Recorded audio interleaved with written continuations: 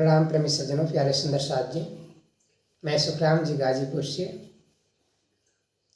निजानंद संप्रदाय का एक सामान्य सुंदर साथ हूँ। हालांकि मैं उतना चर्चा सत्संग में उतना शरीक नहीं हो पाया हूँ और समय मुझे नहीं मिलता है, क्योंकि हम ऐसे स्थान पर इस समय रहता हूँ कि कहीं जाने का अवसर नहीं मिलता है। फिर भी हमारे हृदय में राज्य का हमेशा ही नाम रहता है कि हमारे एक ही आराध्य हैं, पूर्ण परब्रह्म परमात्मा श्री राज्य। प्रेमी सज्जनों, आज हम धर्म के 5वें लक्षण शौच यानी पवित्रता के बारे में चर्चा करेंगे। हमारे धर्म के लिए, हमें भक्ति मार्ग पर चलने के लिए पवित्रता की कितनी आवश्यकता है, पवित्र होना कितना जरूरी है, पवित्र रहना है या नहीं रहना है। अब पवित्र रहना है तो क्या रखना है, किस चीज़ की पवित्रता की बात करनी है, किस चीज़ को पवित्र होने को तरजीह देना महत्वपूर्ण है, तो यह हम वीडियो के माध्यम से जानेंगे। तन का मैल धो तोलिया, तन का मैल धो तोलिया, मन का मैल धोया ना। तन का मैल धो तोलिया, मन का मैल धोया ना। किस मन से कहोगे राम, किस मन से कहोगे राय, तेरा राज है सोया ना। किस मन से कहोगे राम, तेरा राम है सोया ना। प्रेमी सज्जनों, तन का मैल धो तोलिया, मन का मैल धोया ना। किस मन से कहोगे राम, तेरा राम है सोया ना। तन का मैल धो लिया, ये किसी एक व्यक्ति के लिए नहीं कहा जा रहा है। जितने भी संसार में लोग हैं, सबकी यही सच्चाई है। तन का मैल, शरीर का मैल धोने में ही व्यस्त रहते हैं। शरीर का मैल धोने के लिए दिन में सुबह से लेकर शाम तक लगे रहते हैं, शाम से लेकर के रात तक लगे रहते हैं, लेकिन मन के मैल पर ध्यान सफाई करने के लिए, मन पर जमी हुई मैल का साफ करने के लिए किसी भी समय नहीं लगे रहते, ना सुबह, ना शाम को, न रात को, न किसी भी टाइम। लेकिन मन का मैल धोने के लिए किसी समय की जरूरत नहीं है, न किसी संसाधन की जरूरत है। जरूरत हमें खुद ही तैयार करना है कि हमें मन को किस सफाई की बात करेंगे, क्या सफाई करना है मन की। मन की सफाई का मतलब आंतरिक स्वच्छता से है, आंतरिक सुंदरता से है, आंतरिक शुद्धता से है। हमारा अंतर मन, अंतःकरण शुद्ध होना चाहिए, हमारा मन स्वच्छ होना चाहिए, सुंदर होना चाहिए। कब? जब हमारे मन में पवित्रता है। हम सोचते हैं कि हमने शरीर को धो लिया, साफ सुथरा कपड़े पहन लिए, साफ वस्त्र पहन लिए और मंदिर में जाएंगे, अपने परमात्मा को, अपने इष्ट को, अपने आराध्य का ध्यान करेंगे, बुलाएंगे, पुकारेंगे, आवाज़ देंगे, वे हमारी पुकार सुन लेंगे। क्या ऐसा संभव है कि हम सुंदर सुंदर कपड़े पहन करके अपने आराध्य को बुलाएं तो आ जाएंगे? यदि ऐसा होता तो भीड़ बाजार में, भरी भीड़ में अनेकों लोग, हजारों लोगों की संख्या में सुंदर सुंदर कपड़े पहने रहते हैं, वो लोग भी अपने इष्ट को बुलाते हैं, ध्यान करते हैं। क्या उनके भगवान आ जाते हैं, उनके इष्ट आ जाते हैं? ऐसा कभी नहीं होता है प्रेमी सज्जन। कोई बिरला ही होगा जो अपने साफ सुंदर कपड़ों को नहीं निहारता होगा, और बहुत से लोग होंगे थोड़ा सा भी सुंदर कपड़े पहन लेंगे, और जब तक पहने रहेंगे तब तक उस पर निहारते रहेंगे, अरे कहीं मैल तो न जम जाए, कहीं धूल तो न उड़ जाए।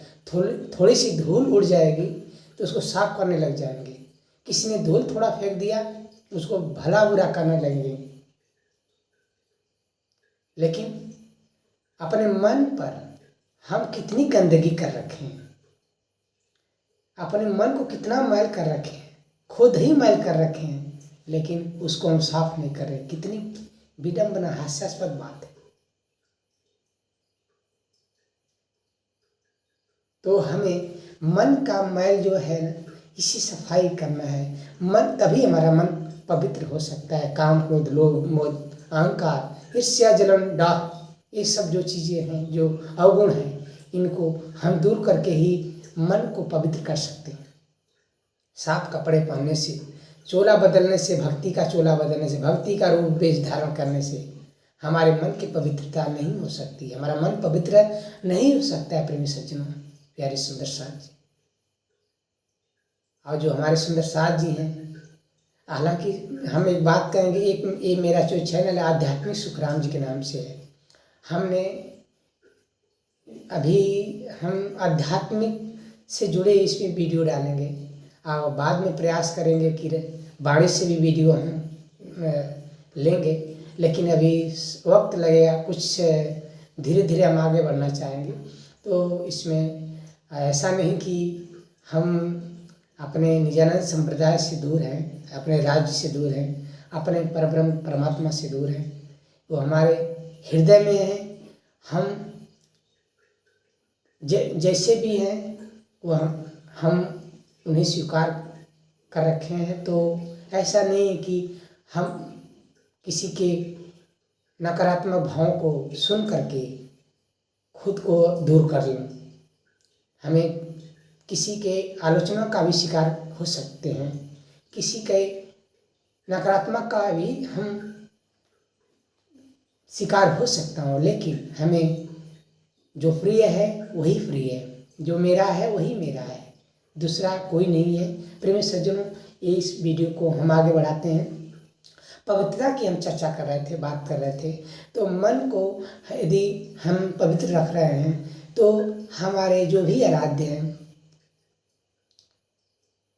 उनके हम करीब जा सकते हैं। हमारे जो इष्ट हैं, हमारे परमात्मा हैं, राज्य हैं, उनके हम करीब जा सकते हैं। यदि हम अपने मन को अशुद्ध रखे हैं तो कितना भी हम प्रयास करें, भक्ति भजन गा लें, ध्यान चिंतन कर लें, तो भी हमारे करीब नहीं आ सकते हैं। ध्यान चिंतन के लिए भी जरूरी क्या होता है? मन को पवित्र रखें, क्योंकि आप बिना मन पवित्र किए हुए कोई चिंतन नहीं कर सकते हैं, ना तो मनन कर सकते हैं, ना तो ध्यान कर सकते हैं, ना तो जब जो कुछ भी आप करना है, आप बिना मन को पवित्र किए हुए, अंतर मन को साफ किए हुए बिना यदि कुछ भी ध्यान कर रहे हैं तो वह निष्फल है। हम एक वीडियो, एक कहानी के माध्यम से समझेंगे प्रेमी सज्जनों। किसी गांव में एक शुद्धानंद नाम करके गरीब ब्राह्मण रहा करते थे। जैसा उनका नाम शुद्धानंद था, वैसा ही वे शुद्ध विचारों के थे। उनके मन की जो पवित्रता थी वास्तव में थी। हम इस कहानी को आगे बढ़ाते हैं। किसी दिन जब वे शुद्धानंद अपने घर पे नहीं थे तो एक अछूत व्यक्ति उनके घर आया और बहुत दिनों का भूखा था, और उनकी पत्नी थी शुद्धानंद की, देखी तो दरवाज़ा खोल करके बाहर आई। जब देखी कि ये फटे पुराने कपड़ों में एक अछूत व्यक्ति, वृद्ध व्यक्ति खड़ा हुआ है और भोजन मांग रहा है, तो शुद्धानंद की पत्नी बोली, ये सोचकर कि ये तो अछूत है, इसको यदि भोजन मैं कराऊंगी तो मैं भी अछूत हो जाऊंगी, मेरा धर्म भ्रष्ट हो जाएगा। उसने बहाना बनाया कि जाओ, मैं भोजन नहीं कर रहा, तुम अछूत व्यक्ति हो। ऐसा सुन करके वो बेचारा अछूत व्यक्ति दरवाजे से आगे बढ़ने लगा, दरवाजा छोड़ दिया, आगे बढ़ने लगा। कुछ दूरी पर गया तो शुद्धानंद दूर से देखे कि हमारे घर के रास्ते से थोड़ी दूरी पर एक वृद्ध व्यक्ति चला आ रहा है। तो उन्होंने आवाज़ दिया कि हे भाई रुको, मैं आ रहा हूँ, थोड़ा देर तक रुक जाओ, ठहर जाओ। जब वो वृद्ध व्यक्ति ने बात सुना ठहरने की तो उन्होंने रुक गया। जब वे रुक जाते हैं, पास आते हैं शुद्धानंद जी, और जब पास आते हैं तो उनकी आंखें भर आती है। वेशभूषा में, फटे पुराने कपड़ों में, लंबी लंबी दाढ़ी रखी हुई, मूछें पक गई थी, दाढ़ी भी पक गई थी, बाल भी पक गए थे, आंखें धंस गई थी। जब देखे तो वह अंतर्मन से पहचान जाते हैं और उनके पैरों पर गिर पड़ते हैं, लेकिन ये नहीं बताते हैं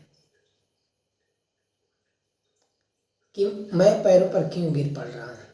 वो पहचानते हैं लेकिन बताते नहीं हैं, लेकिन प्यार से हाथ पकड़ करके अपने घर लेकर आते हैं। कहते हैं कि हे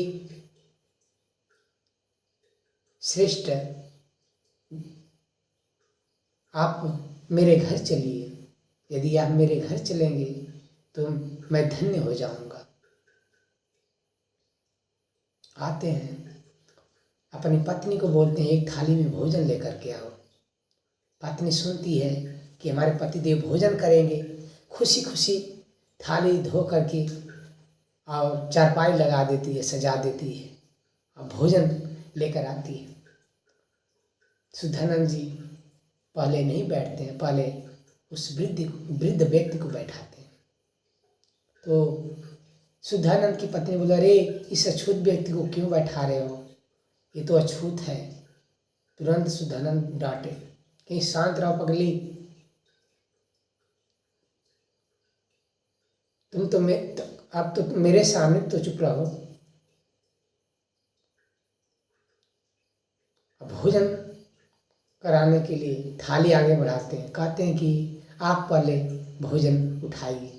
उस वृद्ध व्यक्ति बोलता नहीं आप उठाओ, बोला नहीं नहीं आप ही उठाइए।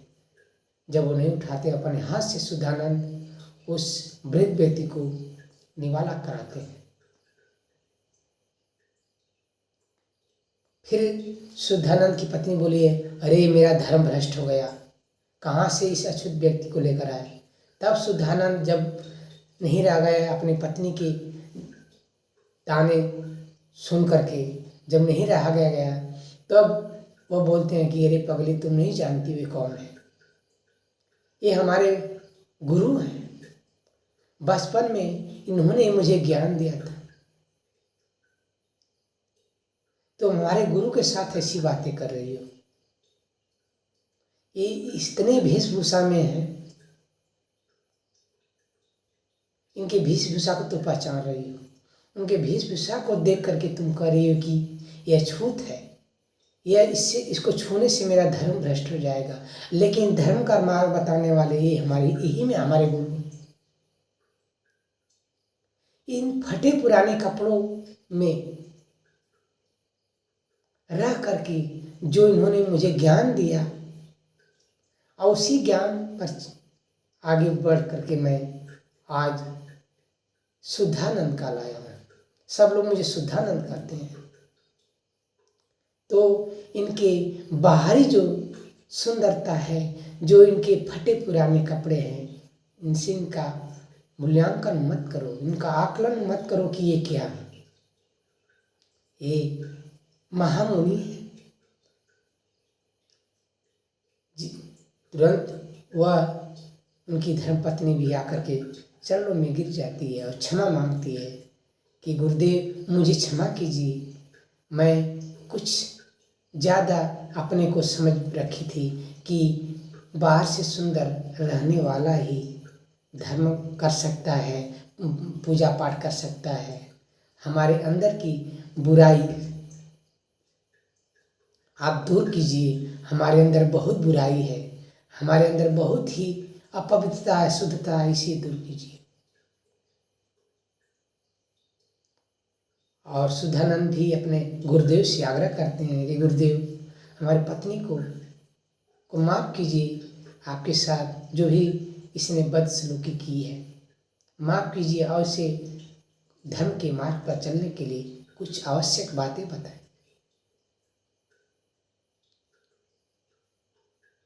तब कहते हैं शुद्धानंद के गुरु, मन को कर लो पवित्र, मन को कर लो पवित्र, भक्ति तेरी सफल होगी।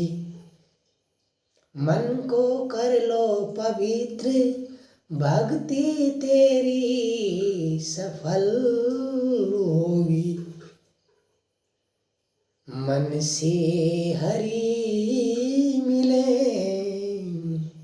अरे मन से हरि मिले, तेरी भक्ति सफल होगी। एक बार बताऊं तुम, एक बार बताऊं तुम, मन का मैले हटा ले। जो दीन दुखी है सेवा कर ले, जो दीन दुखी है सेवा कर ले। अपना राग मिटा ले, अपना राग मिटा ले। दिन दुखियों की सेवा करके अपने अंदर जो राग द्वेष उसे मिटा लो। जैसे ही दिन दुखियों की सेवा करोगे तुम्हारा राग द्वेष सब कुछ मिट जाएगा और तुम्हारे मन की पवित्रता निखर जाएगी। तुम्हारा मन पवित्र हो जाएगा, तेरा मन शुद्ध हो जाएगा और तुम भक्ति के मार्ग पर चलने लगोगे। प्रेमी सज्जनों, ये वीडियो कैसी लगी? सुंदर लगे तो सब्सक्राइब जरूर करें, लाइक कमेंट जरूर करें, बताएं कि इसमें कहाँ से कमी है, क्या हमें कहना चाहिए और क्या नहीं कहना चाहिए। आप बताएंगे तो हम आगे की वीडियो में इसको और अच्छी तरह से पेश कर सकते हैं। प्रेम प्रणाम प्रेम सज्जनों, प्यारे सुंदर साथ जी, प्रेम प्रणाम।